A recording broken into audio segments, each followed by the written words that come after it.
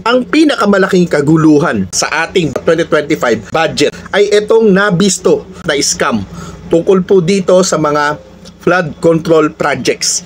Pero bago po yan, babatiin ko po muna yung mga kapatid ho natin dyan sa Vicente Andaya Senior National High School dyan po sa Sigma Capiz. Napakalaki ng inilaang budget sa DPWH.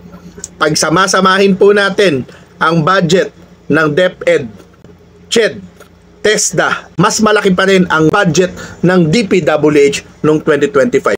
Diyan po tayo ginulangan at yan po ang dahilan kung bakit may kaguluhan ngayon sa ating gobyerno. Kaya ang panawagan po natin, ibigay ang sapat na budget sa sektor ng edukasyon para sa classroom, para sa libro, para sa benepisyo, para sa sahod ng ating mga guro. Yun lamang po, bantayan po natin ang budget. Ang budget po na ito ay galing sa ating bulsa. Magandang gabi po.